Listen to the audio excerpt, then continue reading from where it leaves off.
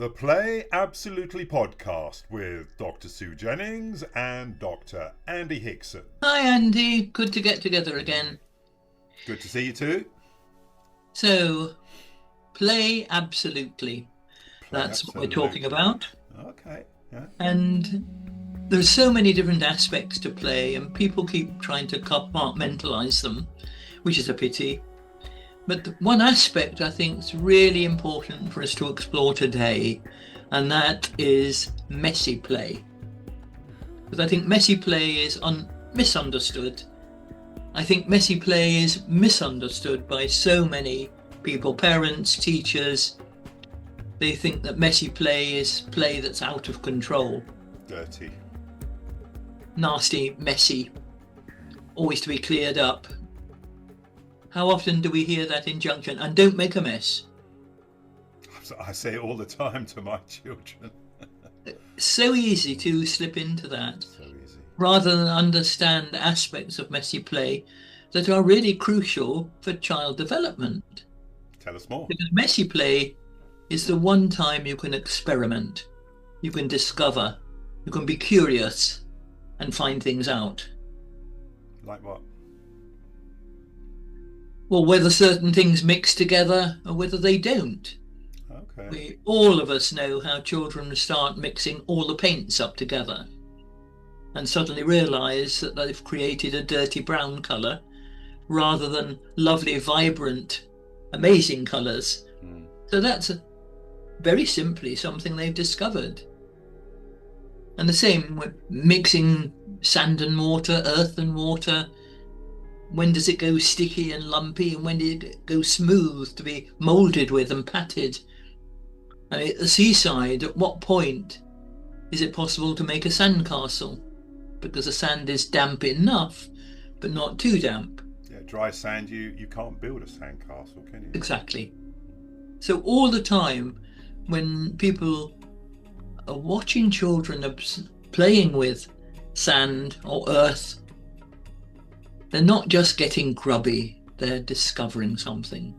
I mean, I remember sort of briefly vague memories of sort of under 4 or 5, I suppose. I'd be very happy to sit in a puddle of mud and just play with it. Great fun. Exactly.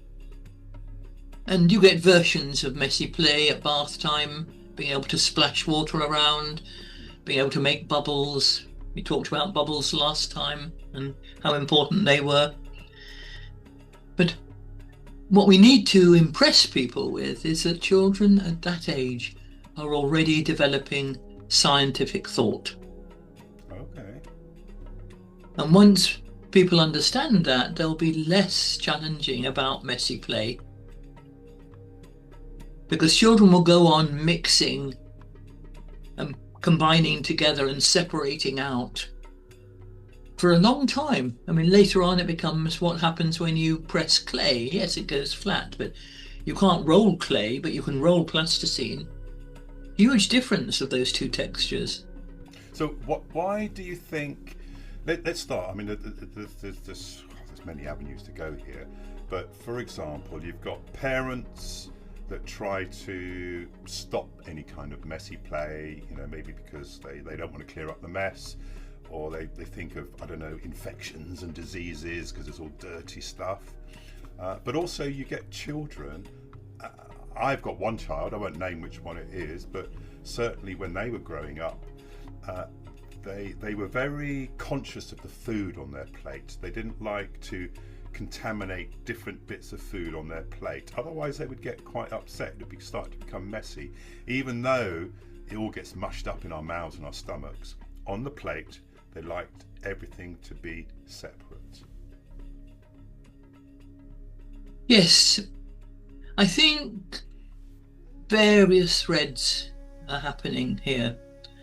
I think often messy play or making a mess gets associated for parents with toilet training. Okay. Whereas toilet training is something quite separate from messy play. It's the same, we talk about a child or even an old person having an accident. if they don't get to the loo in time, for example. And there's all feelings of shame around this, having an accident. Whereas the joy of messy play, of seeing how children together or on their own sink their hands into the soil in the garden, and the sheer delight of that experience. And of course, soon that will lead to putting in a plant or a seed or a bean and seeing it grow. So it's all associated activities. And it's for the child that wants the adventure. Okay. Contrasted, of course, with rhythmic play, which is what is repetitive and secure. And I think children that struggle with messy play or mixing things, as you mentioned, often need to resort to more rhythmic play to give them that sense of the sameness, the security, the repetition. And rhythmic play and messy play are the two contrasts for young children, I think. One is the security, one is the adventure. Okay, yeah, I can see that. I mean, just going back specifically to messy play for a second, I was trying to think of what kind of messy play people don't get particularly, I don't know, unhappy or upset about. Maybe upset is too extreme a word, but I'm thinking of clay. Now, the joy for anybody that hasn't tried it, and a lot of people have, is to get that lump of clay slightly wet, you put it on the spinny thing and you start working it. That is such a wonderful feeling, just working with the clay, even if you can't make anything decent. Just the, I don't know, it just feels great. But what is also happening is that lump of clay you might have thrown on the wheel, you're beginning to create order. Oh. So the mess becomes form. And this is what always happens. Whether using shaving foam, children then decide to draw a picture in the foam, for example. Whether they, out of the sand and the water, they make the sandcastle. All of these things, messy play eventually turns into form. So do you think that's one of the benefits becomes order.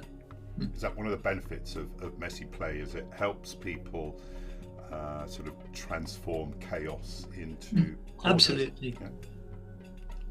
I think that's really important. Yeah. And maybe if I can write more about it, talk more about it, explain more about it. Parents, teachers, therapists. I mean, one therapist who uses play in their work said to me, "Oh, but I don't have any water in the playroom." And I pushed a little bit, and she said, "No, I don't want any mess. It's fine. You know, if it's a bit chaotic, then they can play with the Lego bricks." So we as therapists, as well as parents, need to look out what is our own feeling, our own attitude. How did we feel about messy play when we were little? Now, I remember quite a few years ago now, you asked me to film one of your workshops that had messy play. And there was, I think, 2 people there that were very reticent to join in. And the way that they eventually were persuaded to was they both wore these kind of these gloves, these not washing up gloves, but you know, surgical type gloves. And then they got involved in the messy play. Does that change anything when you're wearing the gloves? I mean, you're not really feeling the mess, are you? Indeed. Of course, some children on the autistic spectrum have a distaste for messy play, but that's linked to the wider issue of sensory play as a whole. That there are certain sensory activities that actually cause distress, and we need to be very vigilant about that. So messy play is a type of sensory play. Okay? Yes. And that is one of the precepts of neurodramatic play, is that right? Absolutely. Okay. So just on that point, messy play, how apart from the order, the chaos to order idea, how does messy play help us, particularly with our something that I'd like to discuss shortly, particularly with our mental health? How does it help us with our mental well-being? I think messy play makes a huge contribution to mental health because it's very much a primary experience. I mean, everybody, without exception, has been through a messy play experience when they were born. Right. Childbirth is very messy and slimy and slippery. And in a way, through play, we're recapturing that primary experience. Rebirth. We're discovering things about life. We're discovering what things feel like. We're getting sensation in the end of our fingers that help us differentiate between different things, different textures, different temperatures. All of this is a solid basis for future development. What about people that, it's a slight tangent here, but like one of the things, particularly with social media and sort of showing these short videos online, one of the things that a lot of people do is playing pranks on each other.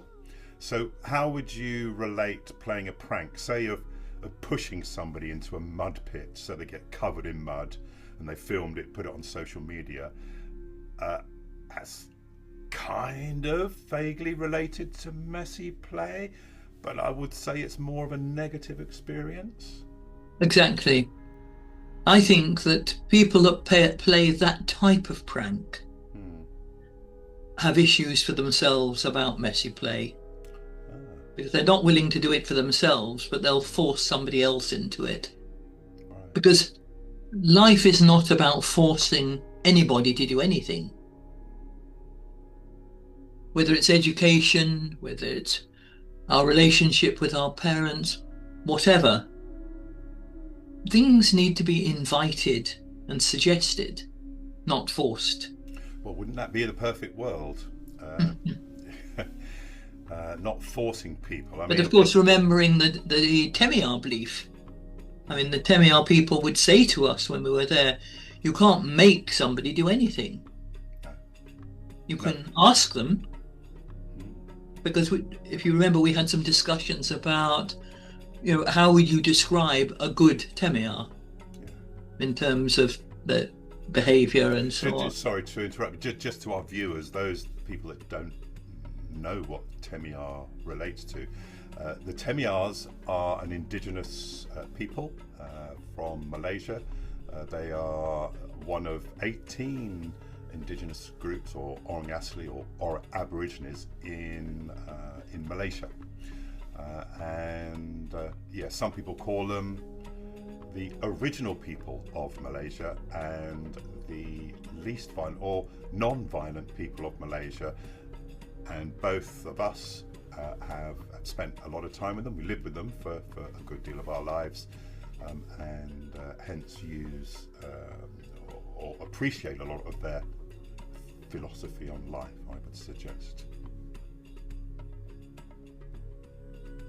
Yes, and having spent a considerable amount of research time there, one of the most important themes was actually getting to understand their value system, and how might understanding their value system help us to reappraise our own.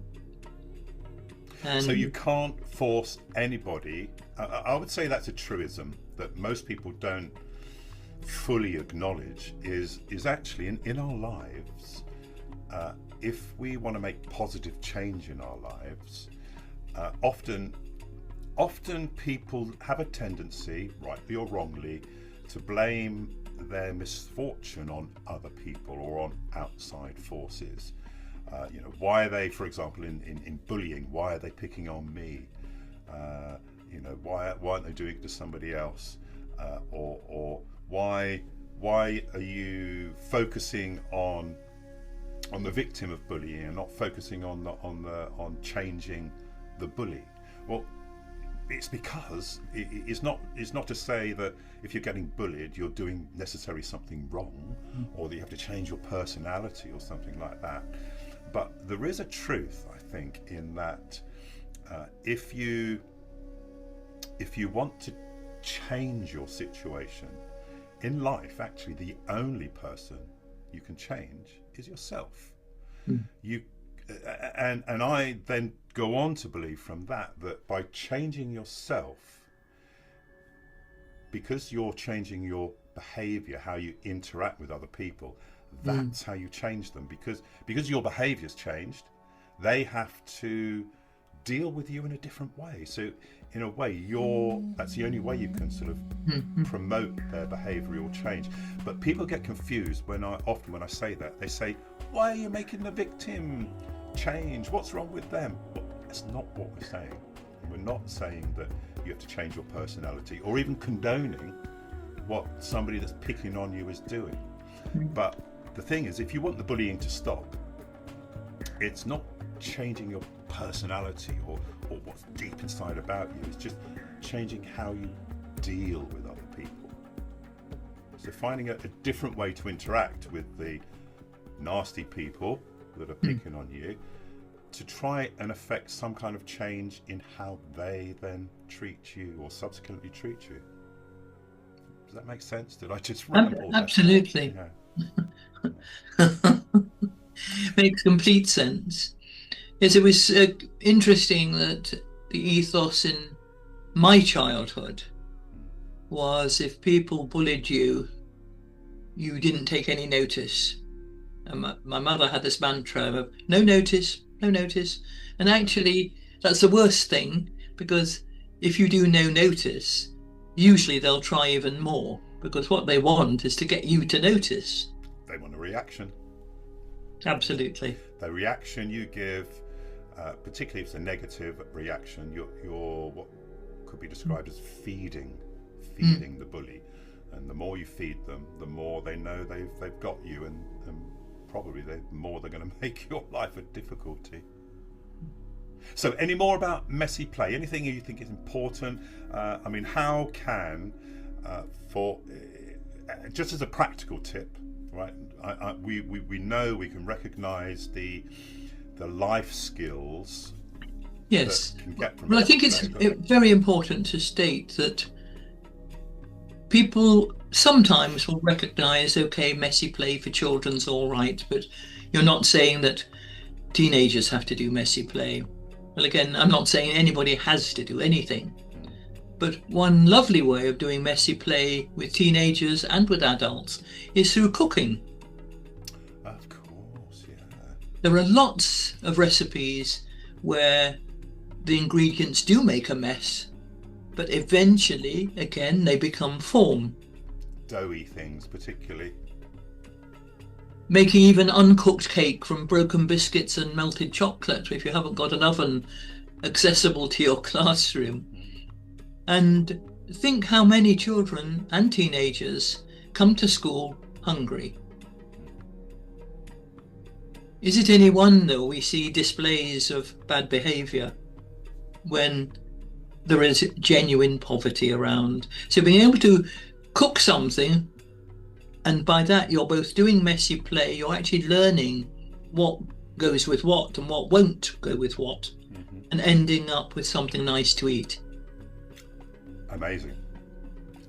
And on that, right, it's not so much as a quiz or a test, but I've been looking at some documents today, doing a little bit of research on the World Health Report, and particularly focused on the UK to begin with.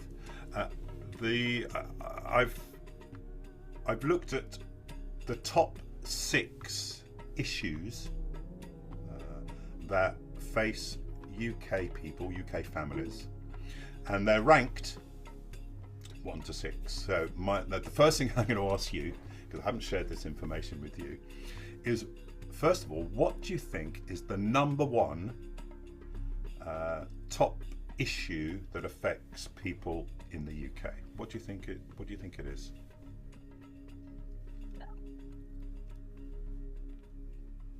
I think it probably is going to be a death, and probably death of a loved one. Okay, interesting. Uh, the top one, according to the World Health Report, the 2025, so it is this year, which is absolutely current, it is money pressures. Money pressures. Money pressures, yeah. It causes an awful lot of anxiety, low mood, reduced agency. So, 3 in 4 adults apparently say that they are suffering because of the rising cost of living. Number one. Number 2. Very What do you interesting. think's number 2? It's not the deaths. Well, I would suggest it's probably divorce. Wow, not even in the top 6. Yeah, I think people are, not worried about divorce at the moment. No, number 2 is getting healthcare and dentistry. Now it's so difficult. I mean, for example, I've been trying to get a local dentist just to register with them over a year. I still haven't found a dentist. They will only accept private patients. So a national health dentist I still cannot find. And we all know about hospital waiting lists, doctors waiting lists and so on. I mean, one of my young children were at the hospital a couple of months ago. 9-hour wait for a child under 5. Under 7. Amazing.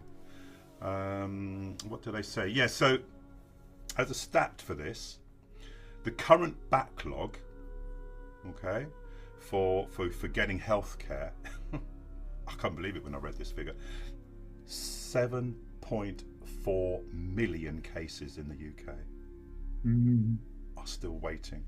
What do you think is number 3? Probably lack of job satisfaction or lack of a job. Okay. No. Apparently it's housing costs. All right. Yeah. Okay, we're going to quickly go through the next one. Number 4, I'll tell you what it is, you won't guess it. Transport costs. Where are wars in this list? Wars come 6.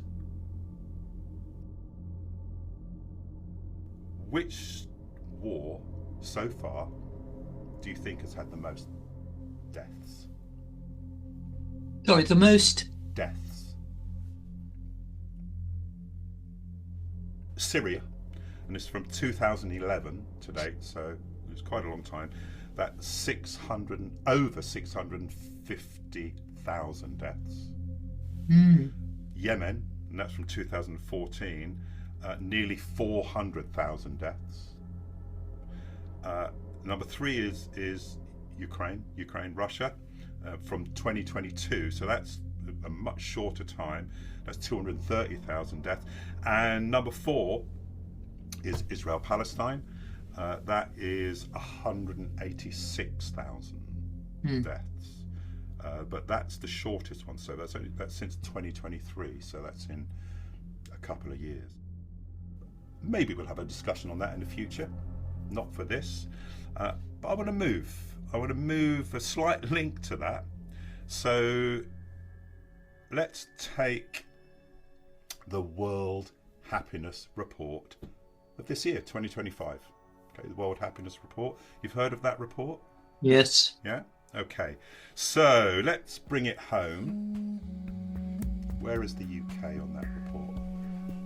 What number do you think? Oh, way down. Where would you say of I think it's about a total of 200 odd countries. Where do you think the UK is? Well, I haven't seen the statistic of numbers. I've only heard the winning countries discussed. Okay. So I would hazard a guess that the UK is probably halfway down. Wow. So is that what, 100? Okay. Well, thankfully we are doing better than that. We're 23rd. Okay. Yeah. Guess pretty easy, I think, to guess the top, or at least certainly the region, because the top 5 are all from a similar region of the world. I mean, that's what I find very interesting, Yeah. that Scandinavia and Denmark are all considered happier places. Top five: Finland, Denmark, Iceland, Sweden, Netherlands. Mm. Wow. But not Norway, which is interesting. No, well, it's pretty close. It's down to number 7. Sort of what nips in at number 6 is Costa Rica. Costa Rica. Okay, I want to link it to the last, to what we just discussed a second ago in terms of the wars. Let's take. So we know that Israel-Palestine war in the last 2 years, there's been at least 186,000 deaths. So let's take. Palestine hasn't been included in the World Happiness Report. Israel has. Where do you think in 2025 Israel stands in the World Happiness Report? Oh, that's interesting. It would so much depend on the composition of the people being asked, Yeah, wouldn't it? Israelis probably. So I really have no right. idea. Is it above or below the UK? Let's start with that. Probably above. It is, and you may or may not be surprised. It comes in just after Norway at 8.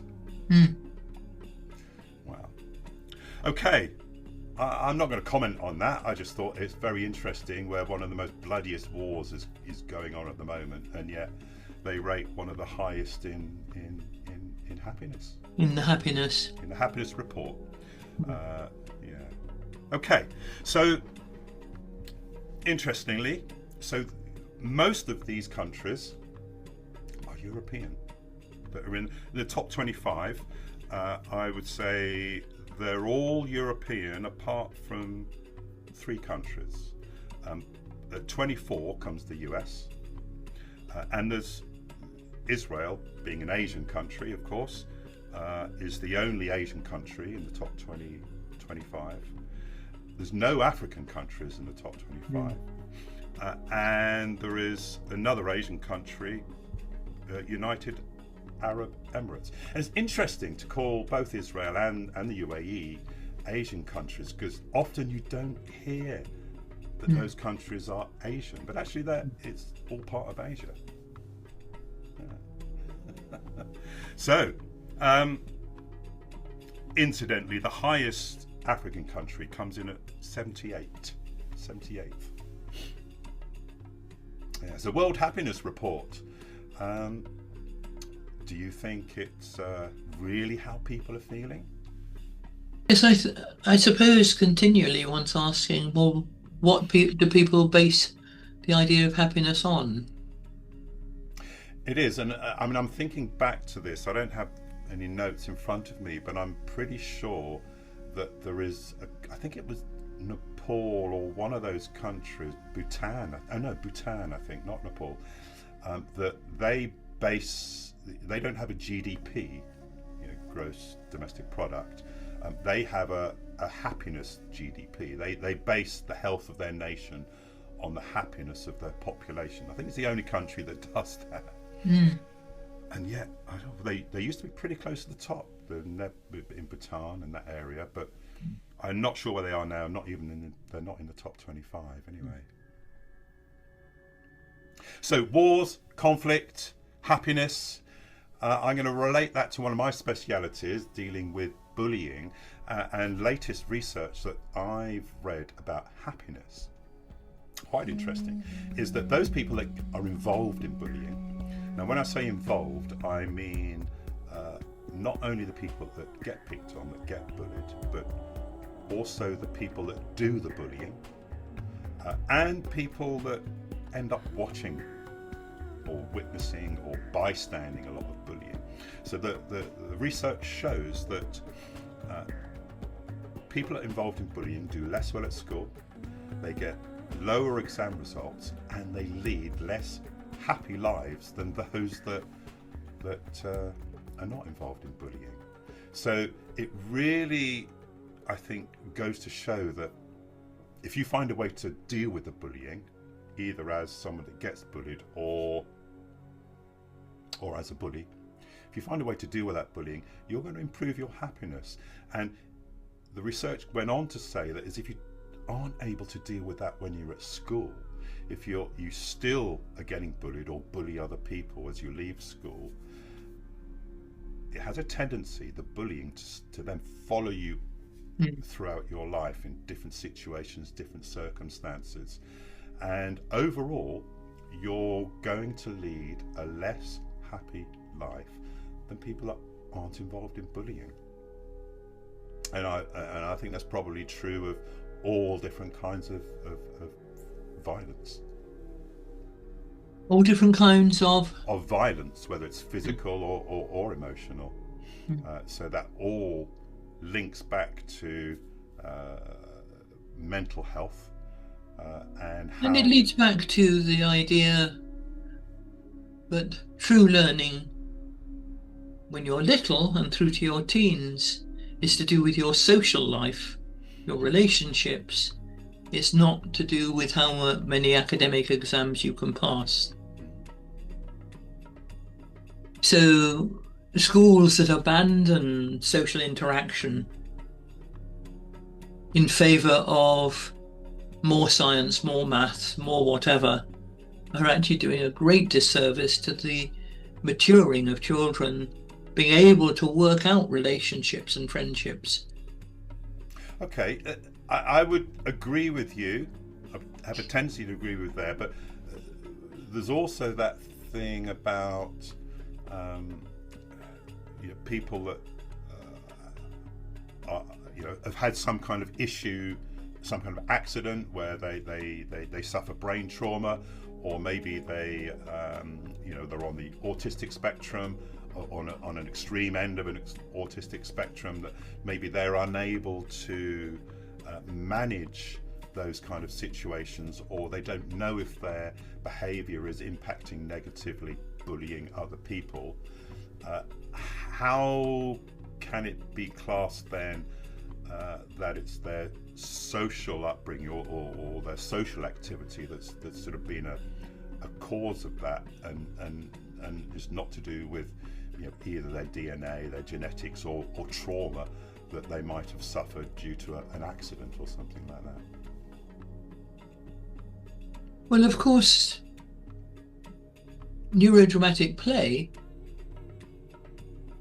moving on from the rhythmic and the messy play, includes dramatic play, drama, interactive play.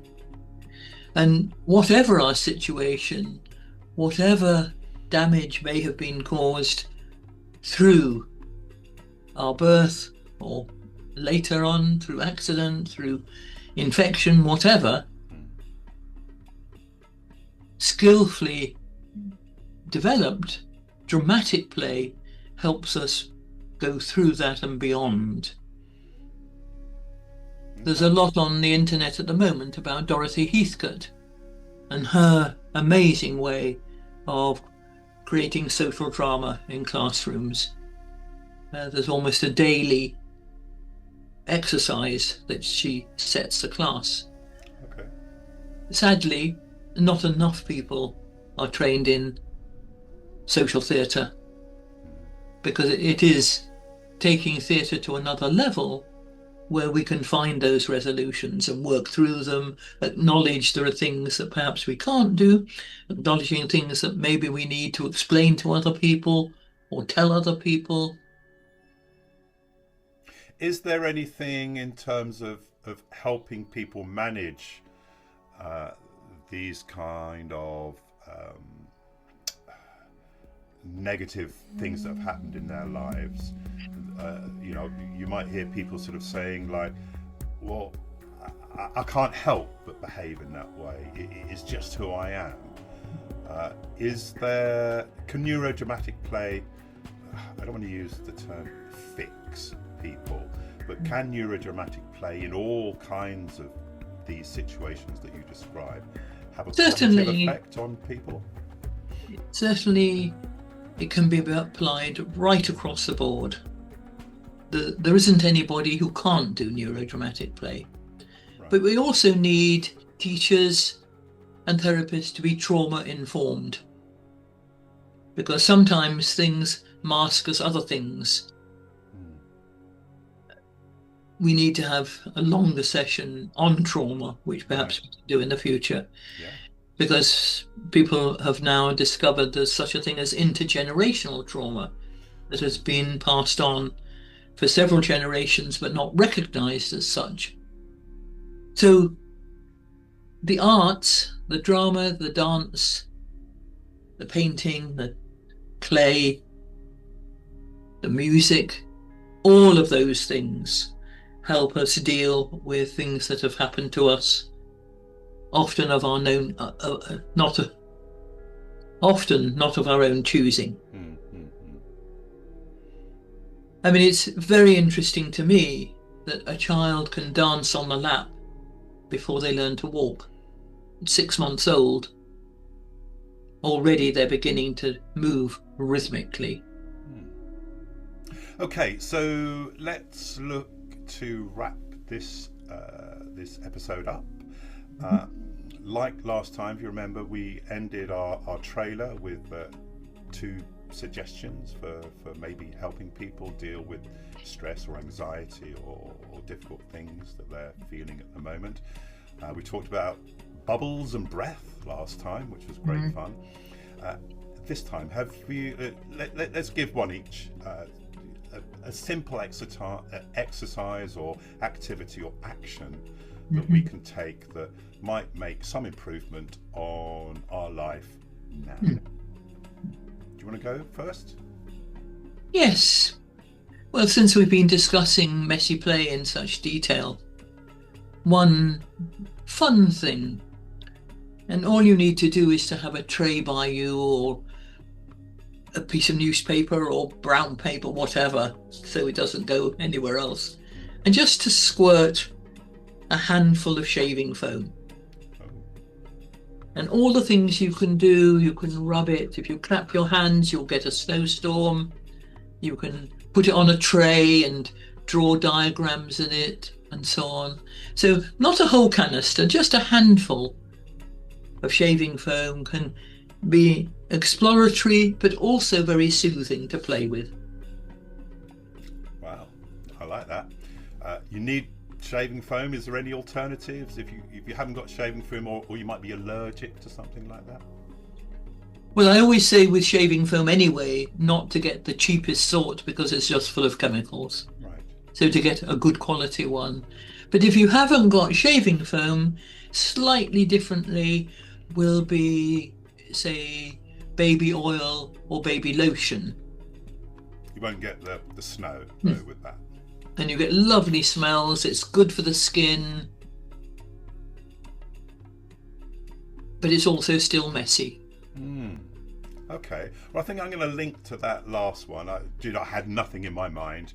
I thought I was going to say, "Oh, I don't know what to say," but actually, that gives me the idea. So I just want to take it on from there. Is that you might describe this as being messy, but some essential oil mixed with some massage oil. And if you haven't got somebody that will give you a little massage, of course, we all love a massage, I think, is just to again, just sort of oil up your hands and on your neck particularly.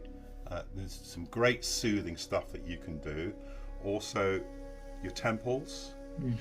And I think what a lot of people forget, and it's really easy to do, is your hands. You can actually just, with a bit of oil, just gently go through tactile, giving yourself a little massage. It really relaxes your whole being, I think.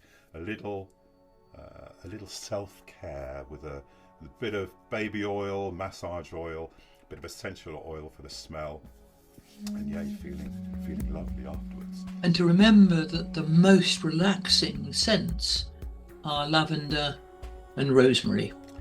Lavender and rosemary. Okay. I've found, maybe I'm wrong, maybe it's just me, bergamot oil as well. And geranium as well. Talking about geraniums, it's a smell that will never leave me because whenever we used to visit your parents, their house, as I remember it, was full of geraniums, and you could never get away from that smell. I didn't like it in the beginning, but I've grown to love it, and every time I'm out now and in a garden centre or something and they have geraniums, it takes me right back to your parents' house. Yeah. And I suppose we should say that we are related. For those that don't know, it's mother, son, son, and mother. Mother. Yeah. So if I forget sometimes and call you mum, people know why. Okay, so I think we'll call it a wrap on this one, shall we? Great. Thank you so much, Andy. Lovely to speak to you again, Mum. Okay. And yeah, we'll see everybody on the next one. If you've got anything you'd like us to talk about, please comment down below or send us a DM. We will try and cover everything that people want to talk about. And stay safe and dream well. And keep playing. And keep playing. And for the Temiar viewers out there, Jehovah Mejla, Gelgul Mej, Petpot Mej, and Tehtuwel Akal. Easy Akal. Great, Andy. Bye for now. Bye for now.